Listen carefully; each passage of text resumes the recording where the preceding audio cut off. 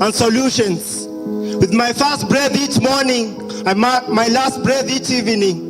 And so for a long time I was wondering if I should be somewhere else. But now I know where I'm supposed to be. And where I'm supposed to be is at the book launch of Dr. Richard Munang and Kelly Inspiration, so that I can get inspiration from the wisdom of the African proverbs and the making of Africa work through the power of innovative volunteerism.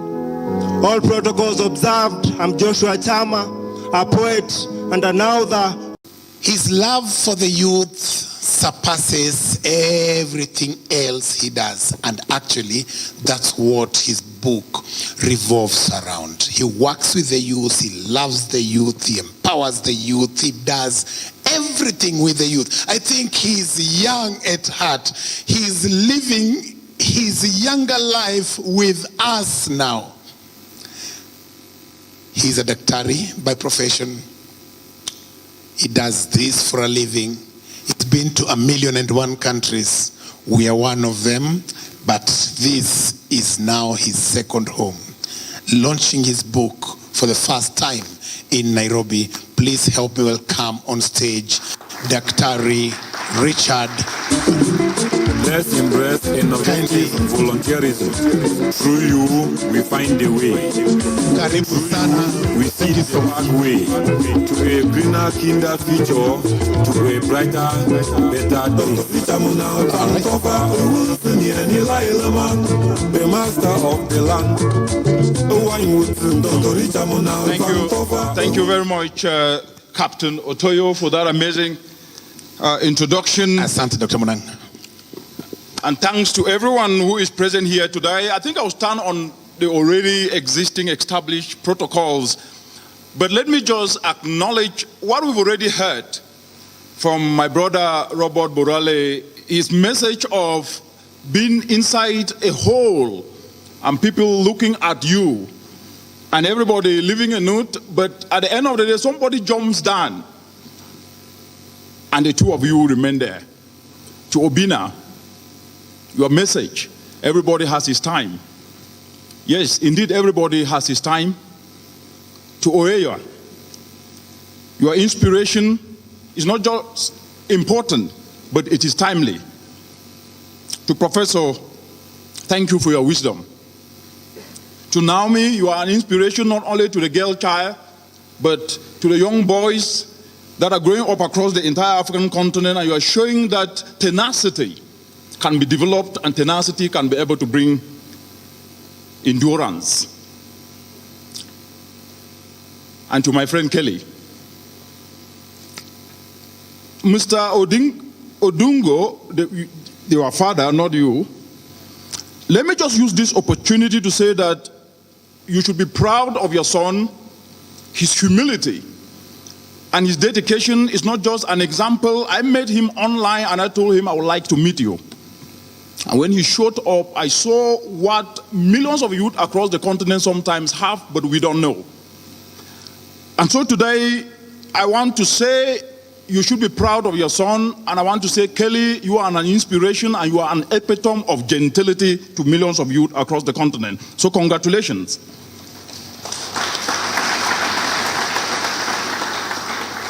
To everyone present here today, please, as I said, let me stand on the existing protocols and everyone who has been invited here. I once overheard a conversation between African friends. And the subject of the discussion was what I perceive as blatant contempt and discrimination that Africans face across the entire world.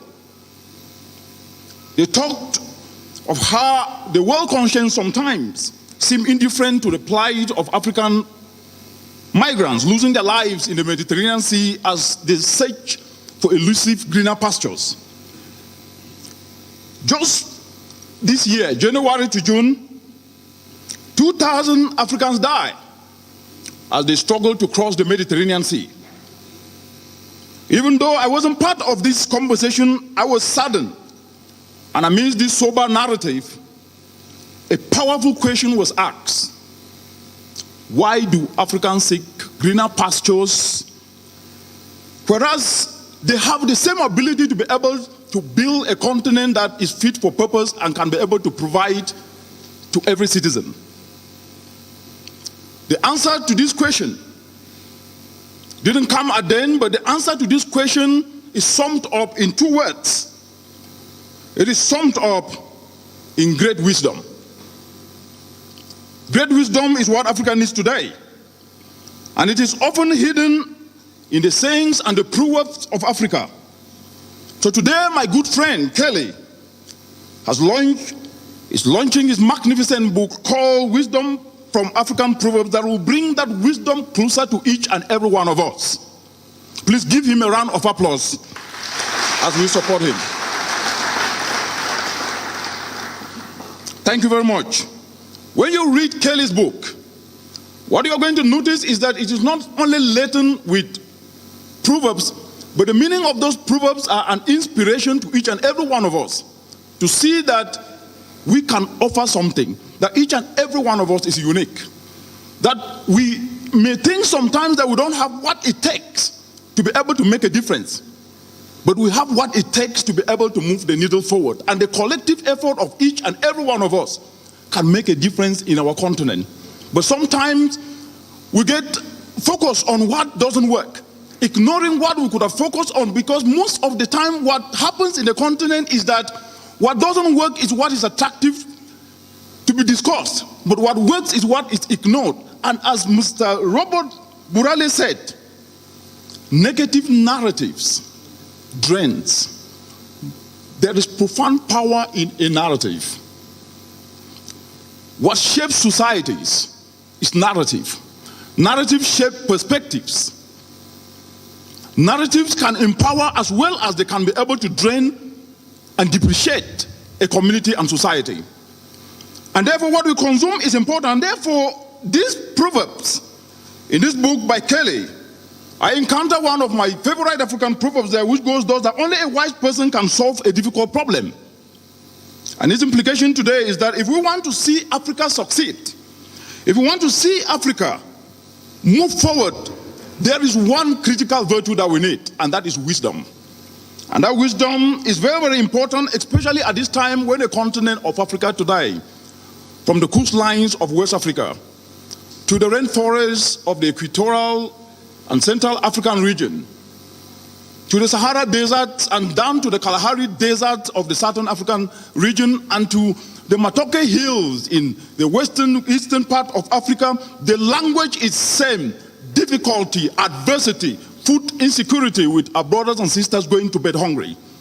The language is the same, where many of our brothers and sisters are choking from indoor pollution each and every day. 700,000 Africans are not just a statistic. They are our brothers and sisters. They are our mothers, they are our fathers, and we cannot be able to discuss challenges as if they are just challenges. These are lives being lost. These are creative minds being lost in the continent today. It's a continent where unemployment has become a footnote instead of a head note, where it is discussed sometimes for self-aggrandizement rather than finding the real solutions that can be able to put our youth into the job market. Where sometimes we talk about issues as if those issues don't matter, as if someone else should come and solve them. That's a fallacy, and that's a false narrative. This adversity, ladies and gentlemen, this adversity is written everywhere in the face of Africa, from north to south, east to west. But unfortunately, as we're speaking today, when you look across the entire world, 49 of the least developed countries in the world have 33 of them in Africa. That tells you something. Africa cannot discuss issues like everyone else in the world. We are at the bottom. And when you are at the bottom, you cannot speak the same way others speak when they're already at the top. And that calls us to action, to see things differently, to discuss issues differently, to know that our problems are not what will solve our issues, because problems don't solve problems. Solutions do. And solutions themselves don't come through talk, they come through action. And action is even sweeter. But as we're speaking today, we see in the news challenges. We see drought and floods. Climate change manifesting in the form of drought, floods, potential for accelerated socio-economic growth across the entire world. Africa produces raw materials that actually underpin the most lucrative industries across the entire world. When you talk of the chocolate industry, cocoa is not produced anywhere in the world, it is produced in this continent. When you talk of the smartphone industry that is worth 450 billion a year, the minerals come from this continent. When you talk of aircraft manufacture industry, the minerals come from this continent. But at the same time, it means that Africa produces, and actually we should be able to be proud of Africa. We owe Africa a great gratitude. But as we advance, there is a different discussion now. What is called low emissions development, electric mobility, solar power, all the minerals that will be able to make the electric chips, to be able to make the batteries, among others, is projected to increase by 500%, and those minerals will come from this continent. So the question is simple. Where is Africa in all this? Where is Africa in all this, and why is Africa not tapping into these opportunities? 60 years after independence, a continent has made progress. But there comes a moment in which that progress cannot be used just as where we're supposed to be. It's supposed to be used as a springboard. And a continent cannot be able to move forward when what we call sovereign capital, her people are not at the center of development. And this has been the missing link that is costing Africa all these opportunities, because people have not been put at the center of development. And these people are our young people. You can only do with what you have. Africa have her youth. Her youth are her sovereign capital. It is not the minerals underneath the continent, because the minerals are not working for the continent. It is her youth that when we inspire them, when we guide them, when we motivate them, when we show them how to do it and inspire them to do it, Africa will transform. That responsibility lies on our shoulders, because each and every individual do have skills, and these skills are worth 15 times more than natural capital and 4 times more than produced capital. But do you know what? For the past 60 years, the story about Africa has been about her landscapes, not about her people. For the past 60 years, the story about Africa has been about her cocoa, not about her people. For the past 60 years, the story of the continent has been about her tea, her coffee. It's been about wildlife, the glitter of her gold. And that means that the people, the young people, have not been put at the center of this quotient in the continent. It means creativity, talent, resilience, the aptitudes, the passion of African people have not become the center stage that needs to be discussed in driving transformational development. That has been the missing link. And that is what we need to correct. The quality of an African person, and I say this without any fear of contradiction, the quality of an African person remains undefined to date. It's not been defined through the lens of passion. It's not been defined through the lens of resilience. It's been defined through the lens of poverty. But let me tell you, poverty is not only the lack of resources. Poverty is a defeated man's mindset, because Africa is too rich to be poor. You cannot be funding the entire world at the same time beg. You can't become a begging bull.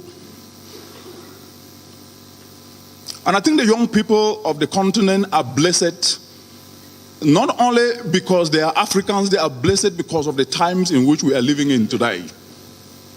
The opportunities to communicate ideas and engage people beyond your country, even without moving to the other country. The ability to be able to learn from others and cross-hybridize ideas to solve common problems using common solutions is an opportunity that we must be able to take it forward. As a current generation, we must therefore turn the page and ensure that we get it right, because let's face it, Emani played an amazing music here today. And I love music. I love to shake a leg. And I do shake a leg challenge. But one thing that you quickly learn as you listen to the music here today is that when the rhythm of the drum beat changes, so does the dance. When the rhythm of the drum beat changes, the dance steps must change and they must adapt. If not, you'll be going left while others are going right. And this is very, very important, because one of the things that you learn when you are dancing, as I've said, is that you quickly understand that the steps must go with the drum beats, so that at least the synchrony can actually flow and you can enjoy the music. Africa's music has changed, and the dance steps must change. The narrative must change to match the reality of the times. The narrative of complaining and blame game must change to communicate solutions. We must be able to stand and say, yes, adversity is not a problem. We are products of adversity. There is absolutely nowhere in the world where people have ever triumphed not passing through adversity. We must embrace adversity, celebrate it, but understand that we must learn lessons out of that adversity. Africa's adversity have taught us lessons enough to understand that we cannot say the same things we said 60 years ago, expecting to transform a continent that needs new solutions today. The music has changed, the dance steps must change. And that is the essence of my book, Making Africa Work Through the Power of Innovative Volunteerism. The core message is that of solutions, not complaining and blame game. That of leveraging our strength, not leveraging our weaknesses. Because weaknesses do not take us forward, they take us backward. But strength, collective strength, move us forward. Because together, we can make a difference. Umoja ni nguvu.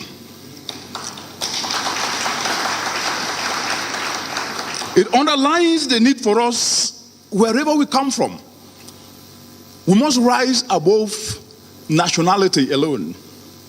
We are sons and daughters of Africa, proud and should carry that badge everywhere we go. Our uniqueness is telling. Our ability to be able to resist not only adversity but triumph through it should become our story.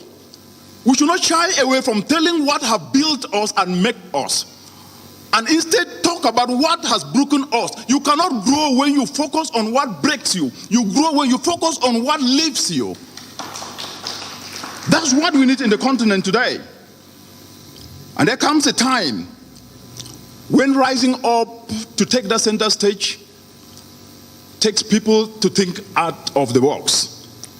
Because we must understand that each and every one of us here, as the earlier speakers mentioned, and Obina said this, and Robert said this, we are all uniquely made. And I think this is really something that keeps missing in the discussions around solutions for Africa's transformation. That no single individual is the same.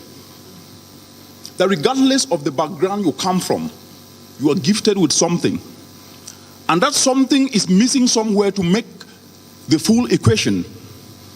That something is missing somewhere to complete the process of a solution. And that when we ignore anybody, regardless of where he or she comes from, we are actually retrogressing our development, because each and every one of us matters. And that unique purpose must be nurtured. And each and every one of us must discover that purpose. But the news is, the route to discovering that purpose is one that is infested with challenges and difficulties. Because ease is the biggest threat to progress. That laxity is the biggest threat to progress. But the communication around solutions and how Africa can transform comes through the lens of ease. And that is why apathetic behavior sets in the continent. In my book, in chapter 1 and 2, I elaborated my journey growing up in the northwestern part of Cameroon, in a small village called Jinquin. I was not born into opportunity, like many across the entire African continent, and it is okay. I went to school without shoes. Yes, it is okay. Many in the continent as we speak today do that. I went to bed with my brothers and sisters without food. Yes, it is okay. But the sad news came when my mother returned back from the farm and said, we will not have food for 2 months. Why? Because of crop failure. And this meant consequences for us. It meant that we will not be able to eat before we go to school. And she said we can borrow from our neighbors, and that's something we've never done, and that was an embarrassment. But that taught us a lesson that even in adversity we can survive. And she said one thing that I will never forget. Poverty is a mindset. lack thereof doesn't mean that you are not important. And that hard work will help you get what you do. Anything new to the world. Without challenges, there will be nothing for you to solve. And without solving anything, you cannot make a name. Legacies are built, they are not given. And you build legacy by doing something. And that is what Africa's challenges tell us today. This was my journey to purpose. At that moment, I never knew that was climate change.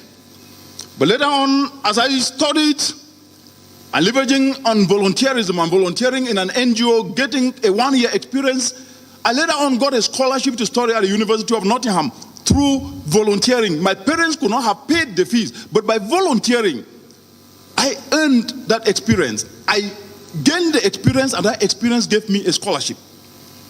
But what I noticed in the course of studying is that millions of men and women, our brothers and sisters across the entire continent, were facing the same predicament that my mother faced in her farm. And this then came to my realization that challenges in my own village had cascaded beyond the country and across the continent and into the world. And this gave me that dedication to understand the problems and also understand the solutions. But through dedication, through passion, through determination and resilience, I was able to understand this, and I carry the inherent abilities of what I learned growing up in the village of Jinkwin in Kom. The attitude of humility and dedication, the endurance to be able to listen and learn from your elders, the ability to be humble even in the midst of whatever titles you carry, to be down to earth, because titles are not the true character of an individual. Your character is about what you do for others, because that's what you'll be remembered for. And in the spirit of this, I carry the badge of the values I learned from my community. Everywhere I go with pride and dignity. Without shying away from this, even in extreme drought, as we heard, the lion does not succumb to eat grass, because that's against its nature. I open chapter 5 and transition to chapter 6 with this, and I use this proverb as captured in Kelly's book to elaborate on a resilient mindset we all must cultivate to be able to turn Africa's challenges into opportunities. And the logic is simple, that even if we have talents, even if we have our purpose, it is not going to be easy for us to just get up in the morning and turn challenges to opportunities. We will endure pain, short-term pain for long-term gain, because the pain of today is the power of tomorrow. That the pain of today gives you the power to be able to hone your skills and talents to turn challenges to opportunities. And in chapter 5, I elaborated on how Africa's core challenges are disguised opportunities to accelerate socioeconomic transformation.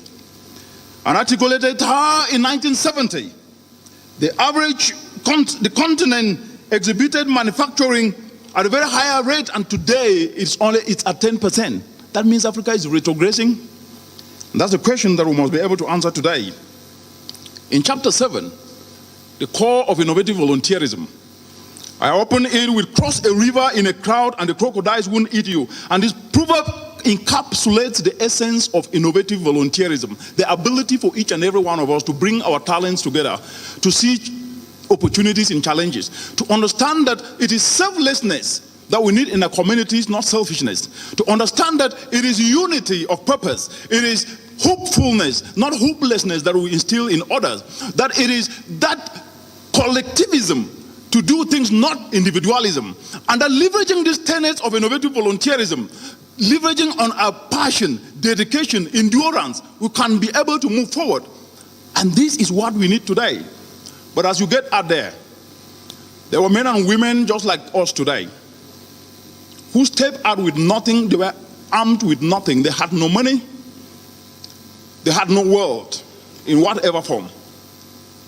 But when these men and women step out, they face hatred and jealousy. The only thing they had at the time was their vision, and that vision was unborrowed. And the first step they took, they faced opposition. But these men and women, these scientists, these artists, they kept going. They were told that anesthesia was sinful, that to put the aeroplane in place was impossible. But these men and women were called names in society, but they never gave up.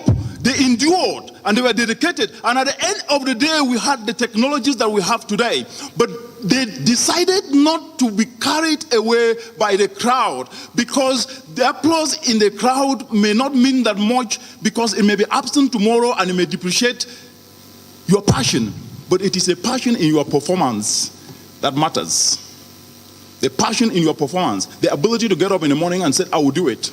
That I will do what is right, not necessarily what I will get applause for. That I will stand and speak truth because it is the right thing to do. That I will inspire young people to stand today and know that the fact that they face challenges, they cannot be able to fend under those challenges because they are disguised opportunities. As Nelson Mandela would say, we must use time wisely and forever realize that the time is always right to do right. Yes, the time is always right to do right, and the time for Africa to do right is now, not tomorrow. It is today. And that is why we are here. The urgency to solve Africa's developmental challenges have reached fever pitch. And it is now to do the right thing, because it's never too late. In chapter 8 of this book, I open it up by talking about the youth, the sovereign capital of the continent. It is the young trees that makes up the forest. Africa's youth are Africa's strength. Africa's youth are Africa's sovereign capital. Ignore them and don't talk about development anymore. Talk about development through them. Because without them, you cannot have a continent of 1.4 billion people, and 60% of them are young people, and you ignore them and discuss aspects without actually having them be at the driver's seat. It is incomprehensible sometimes. This very move is what we must be able to carry. Because from west to east, central and southern and North Africa, we must be ideologically joined together, because our founding fathers proved this. They showed in the early 60s that they can't be able to self-appoint themselves. And I've said this, nobody will appoint you to anything. Self-appoint yourself and become a solution provider today. You don't need to wait for people to give you appointments. Appoint yourself. Become a solution provider. Because in 1960, our founding fathers self-appointed themselves when they were fighting for self-determined role. And what they did was that they expounded boldness, unshakable unity. They showed dedication, selflessness, and fidelity to a cause without blinking. They never wait for a minute to say we didn't have enough resources to start. They never wait and said that language barrier was a problem. We had people from West, Central, Eastern, Northern, Southern Africa fighting to liberate a continent. That spirit of endurance, that fidelity to a cause to liberate the people, that was their purpose. And that was their unborrowed vision, a calling they had to execute. Their very move was governed by a laser-sharp focus, a clarity of vision to win independence for their people. And they did this ideologically joined by timeless values and characters. And what they did was selflessly standing for Africa's cause, not only for the individual cause, but to liberate a continent at that time. They did not postpone this. They did not say we've not been funded. They did not say, no, I did not come from a rich family. They did not say, no, Serekali's idea. They took the baton and they went ahead. That spirit, today ours is a different struggle. And our struggle is that of putting food on the table and more money in more pockets, what we call socio-economic struggle. It is about us building an economic paradise where no one ever experiences the fear of want or need. And it starts with each and every one of us embracing wisdom to reflect deeply and using what is accessible to us, not what we don't have. I've never understood this. We talk about what we don't have, but we don't talk about what we have. How on earth can you be able to build forward when you ignore your foundation and want to start a house in the middle? How will that house ever withstand turbulence, windy weather? It will collapse.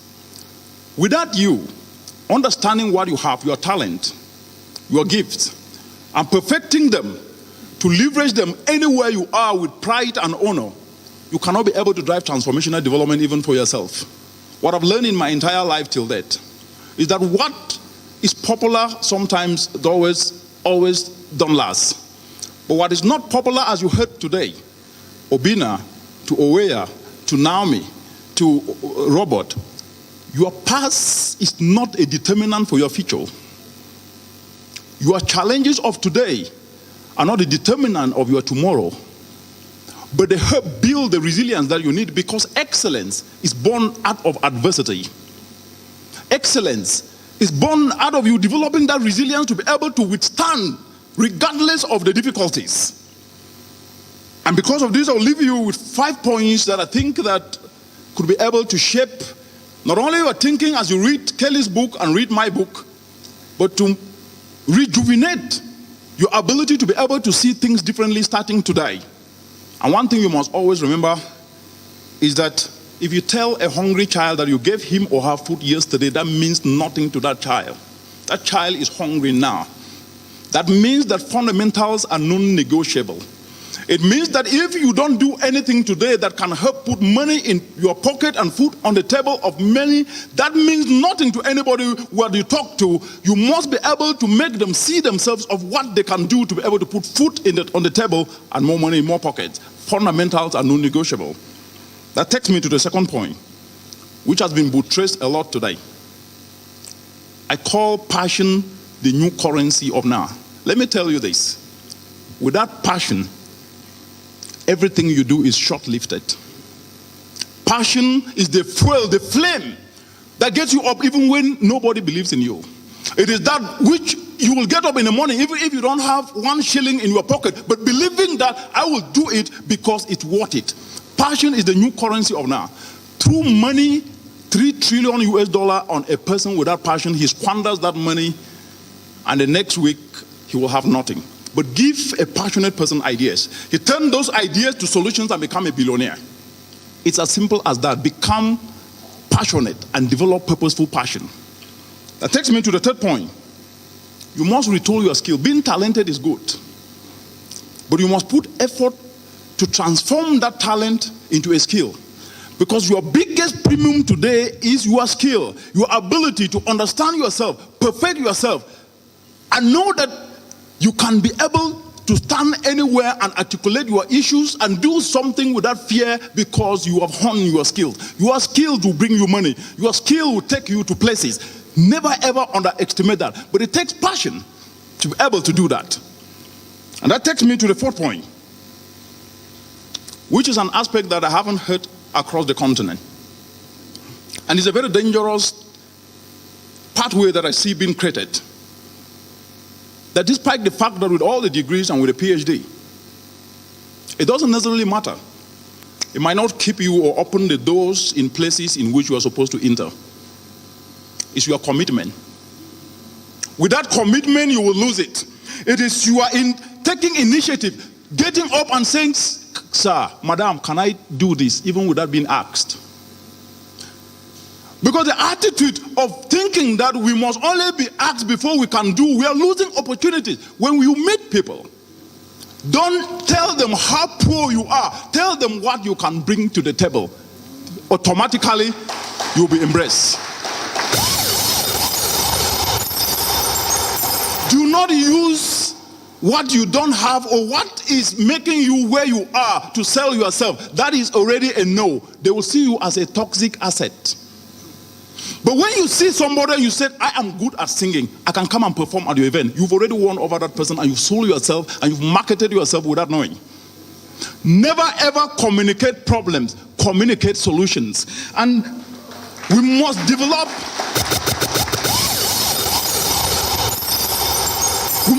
the attitude of understanding that no single person who stands up there and talk is brought up and spoon-feeded. Yes, there are people who are lucky, but I can tell you the most luckiest people who have been spoon-feeded are not up to 2% in the entire continent.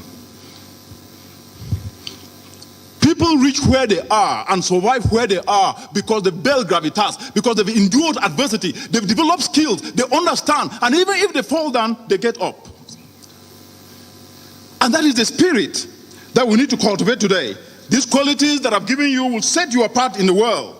overflowing with skills and experience. They are the tools you need to survive and strive and lead the way in the continent and even the world. They shape us into beacons of inspiration. They act as guiding principles for ourselves and others. And they will help you navigate through the storms of life because you will face it. And that takes me now to the last but not the least point. Our upbringing, and I believe this is across the entire African continent, disempowered us to an extent.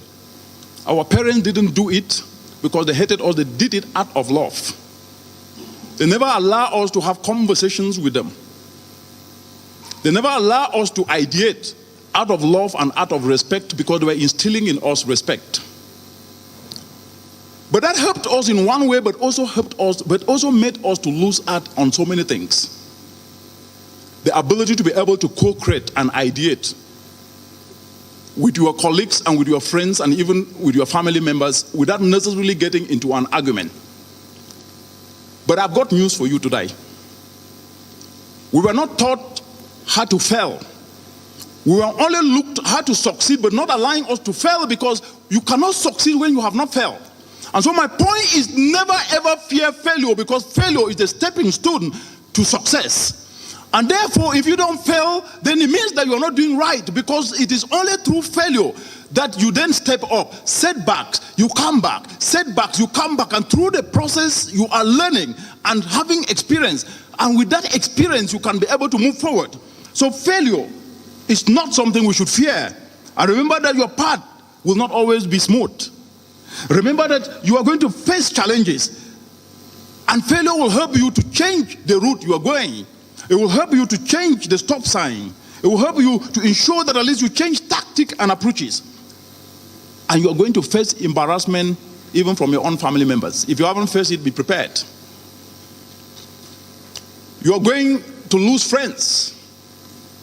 That's okay. It's not a problem. Growth comes with such.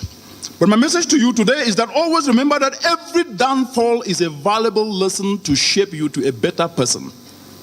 But our society never ever appreciated the fact that we need to fail before we can succeed.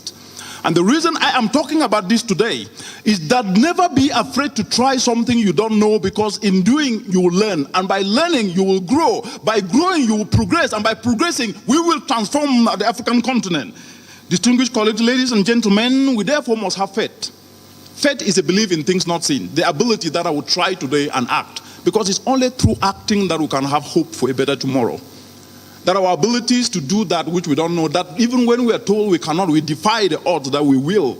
And regardless of failing, we will rise up again as a collective people. That's the spirit of innovative volunteerism. Our coming together, our understanding that we can leverage what we do and use hope to fuel not only more results, but to move us forward. Because the miracles we yearn for are in us. We are the miracles. The ability for each and every one of us to sleep and get up means that we are the miracles we yearn for, not elsewhere but within us.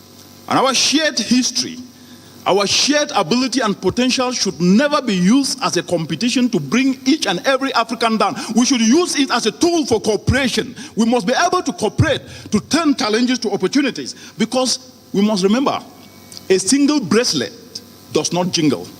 Distinguished colleagues, ladies and gentlemen, the journey to transformation is not going to be easy. It is not a straight line. But the joy of reaching our destination will overshadow the trials as we convert Africa's challenges into opportunities. But we need unity as our strength. We need kindness and passion as our currency.